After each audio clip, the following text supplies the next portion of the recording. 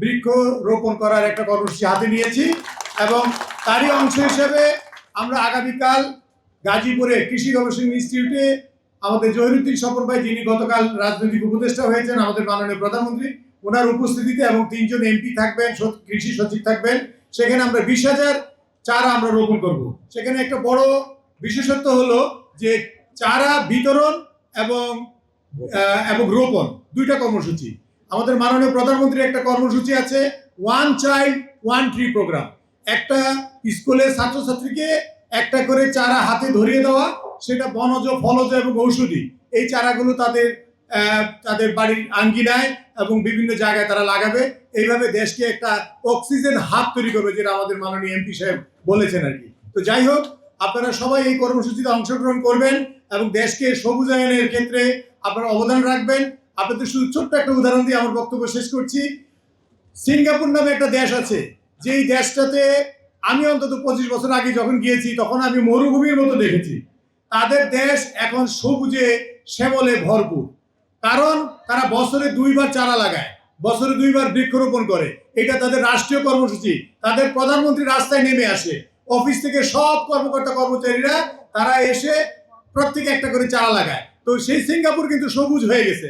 আমাদের বাংলাদেশ তো সবুজ শ্যামল দেশ। তো এখানে আমাদের প্রধানমন্ত্রী যে কর্মসূচি হাতে নিয়েছেন, আশা করি বাংলাদেশ পৃথিবীর অন্যতম সেরা সবুজ দেশ হিসেবে আবির্ভূত হবে। বৃক্ষরোপণ অনুষ্ঠানে উপস্থিত হয়েছেন ঠিকই, কিন্তু এর মাঝখানে আরেকটি কথা আছে।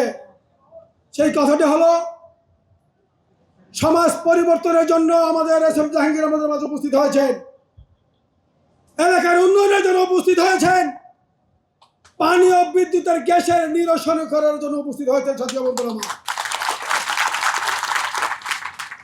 আপনাদেরকে আশ্বস্ত করতে চাই, খুব শীঘ্রই উনি রাস্তাঘাটের কার্যক্রম আমাদের কাছ থেকে নোট নিয়ে কার্যক্রম শুরু করেছেন। সাথী বন্ধুরা আমার,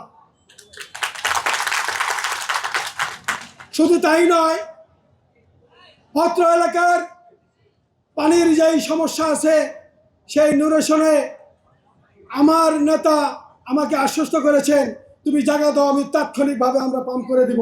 ইনশাআল্লাহ আমরা 2টি জায়গার ব্যবস্থা করেছি। আমাদের প্রাণপ্রিয় নেতা খুব দ্রুত আমাদের এই অবস্থান নিরসন করবেন, এই প্রত্যাশা ব্যক্ত রেখে তার মূল্যবান কথা শোনার জন্য, তার এই প্রতিশ্রুতিগুলো বাস্তবায়ন করার জন্য উনি আমাদের মাঝে এসেছেন। এই জন্য আমি তাকে আমাদের ভারত বিএনপির পক্ষ থেকে অভিনন্দন ও শুভেচ্ছা জানাচ্ছি।